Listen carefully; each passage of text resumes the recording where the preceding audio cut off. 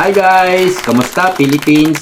At sa lahat po ng kababayan natin sa buong mundo, magandang hapon sa inyong lahat. Oy, si PBBM, bumaliktad na ba?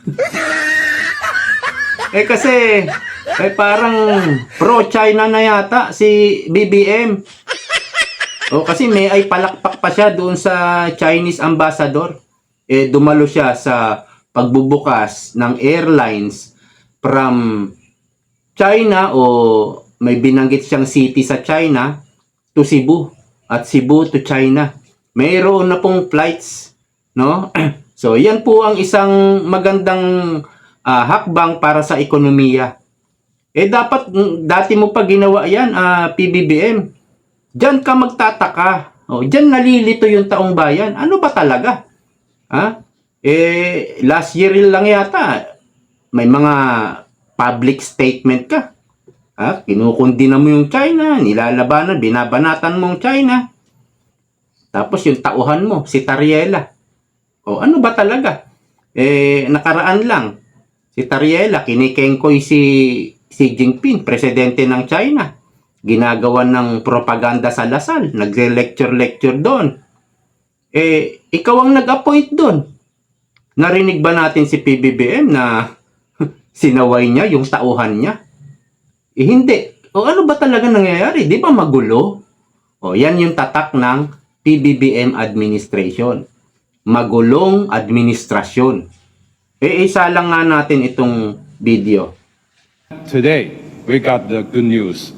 China has decided that we will open the direct flights between Fujian and Cebu. Ayun On March 29th, that will be the first flights. Since then, each week, 2 flights. And if there are more tourists coming, then we will increase more. And by the way, because more Chinese tourists they're coming back also to Manila, so we already agreed to add 2 more direct flights between Manila and Fujian. So that's the good news we heard. Alright. Ayan. Di ba maganda kapag diplomatic approach? Nagkakaroon tayo ng economic activities with China. Kasi, bakit ba nagkakaroon ng tension? Bakit ba nagkakaroon ng mga bangayan? Dati pa sinasabi na yung CIA, di umano CIA. At sinasabi rin natin, hindi natin alam kung alam ito ni Donald Trump. Dahil ang talagang kalaban ng China, yung grupo nila Biden, nila Kamala Harris. Diba? Yan talaga yung kalaban ng China. Ngayon, si Donald Trump, maganda yung relationship nila ni Xi Jinping. Yung kanilang diplomatic engagement, maayos. At yung sinasabi ko nakaraan, yung mga taga-Western na dumadayo sa China para makipag-diplomatic engagement, para siguro kalakalan, negosyo, at kung ano yung makukuha nila sa China, kung ano yung maitutulong sa bansa nila. Europe yan. Di ba mayayaman na yung mga Europe? Tayo, yagit na yagit. Pero ang nangyayari sa atin, parang tinataboy pa natin yung mga Chinese, kagaya ni Bendalo. Halos lahat na ng bansa, buong mundo, nakikipag-negosasyon, nakikipagnegosyo ang China sa buong mundo. Pati nga mga mayayaman sa Europe. Meron tayong ebidensya dyan. Ito, balita ng Manila Times. Ano lang ito? February 11, 2026. 3 days ago lang. Ayan Western leaders step up diplomatic economic engagement. Economic engagement. Sinasabi rito, Western leaders with S. Marami. Maraming mga leaders pumupunta sa China. Ayan, with China amid global uncertainty. Kahit may mga difficulty, pinupuntahan pa rin ng mga Western leaders. Ayan, may picture Ito po si United Kingdom Prime Minister Keir Starmer. kakamayan si Xi Jinping. Nakikipag-diplomatic engagement o economic engagement yung mga mayayaman sa Western. Bakit tayo? Bakit tayo parang ano nangyayari? Yagit na nga tayo, kulelat na tayo sa Southeast Asia. Oh. Kasi nga, ang Pilipinas ay ginagamit, no? Ang pinaghihilalaan natin ay CIA. Naalala nyo yung CIA na umamin na sinisiraan nila yung bakuna ng China? 'Di ba? Nung pandemic. Maraming mga Pilipino naniwala eh. Takot na takot sa bakuna ng China. Ayoko niya, ayaw daw nila. Nagagalit na nga si Duterte. Yun ang available eh. Nagagalit na nga, 'di ba? At sabi nga ni Duterte, pilitin na bakunahan eh. Napaniwala kasi kayo eh. Ako, bakuna ng China yung binakuna sa akin. Okay naman. Wala nang problema. Yan po yung tinatawag na propaganda ng CIA para sa market. Kasi nag-uunahan sila ng pagbenta. Mas maraming mabenta. Yung Amerika, meron din yung Sputnik, yung Russia. Nag-uunahan sila sa market. Kaya, gumawa ng propaganda sa Pilipinas, ang CIA, para siraan yung bakuna ng China. So, dito, ganun din ang ginagawa. Kasi ang Amerika at China, sila na po yung dalawang pinakamayaman, pinaka-powerful. Naungusan na ng China yung Russia. Dati, ang naglalaban sa propaganda, China, ay Amerika, saka dating USSR yata yon. Ngayon, Russia na. Mas nalamangan na ng China ang Russia. Kaya, ang China na ang sinisiraan ng CIA. Gaya nga ng sinabi ko, hindi ko alam kung alam ito ni Donald Trump. Kasi, nakikipag-engagement si Donald Trump kay Xi Jinping.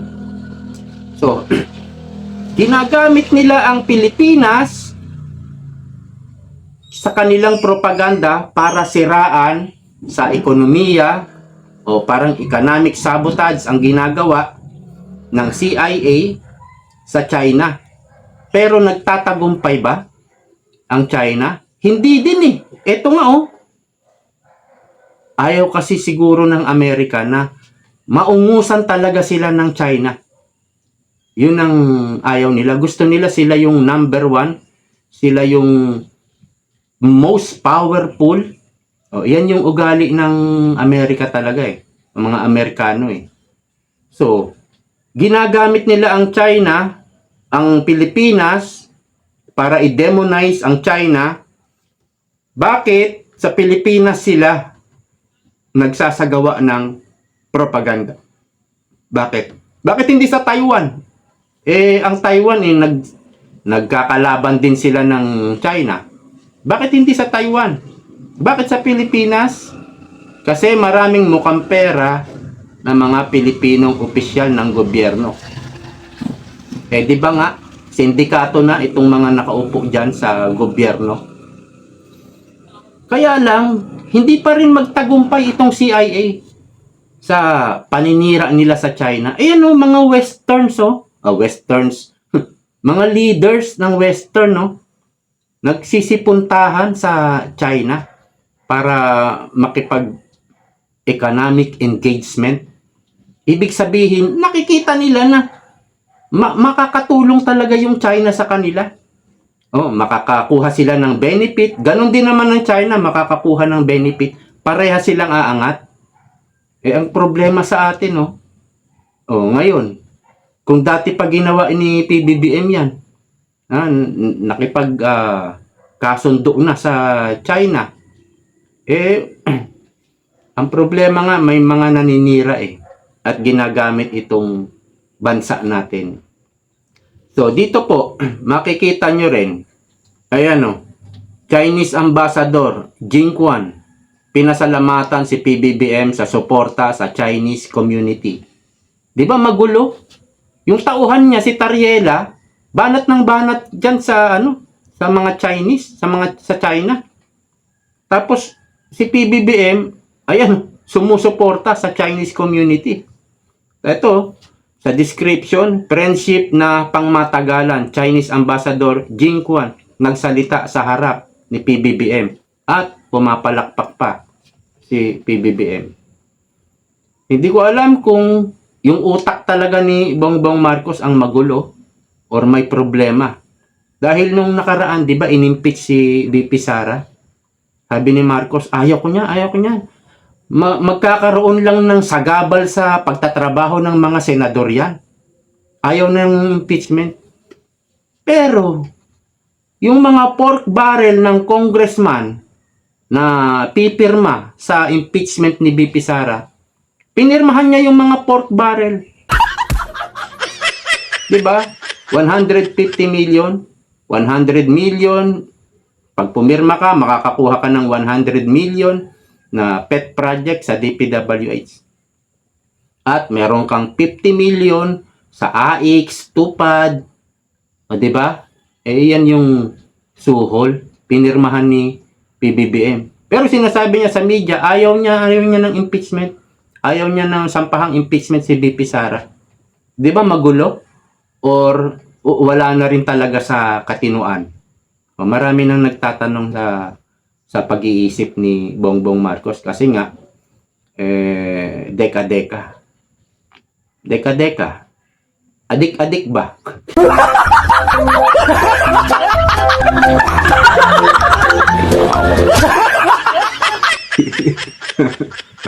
Ayan yung mga terminong kanto, di ba? O dito naman sa report, ito yung nakaraang pang-report. Pakinggan niyo. Tinawag na Pork Barrel Kings sina Ilocos Norte 1st District Sandro Marcos at dating House Speaker Martin Romualdez sa isang ulat ng Philippine Center for Investigative Journalism. Ayon sa Malacanang, Pork Barrel King. Si Sandro Marcos na uuna. Pangalawa lang si Romualdez.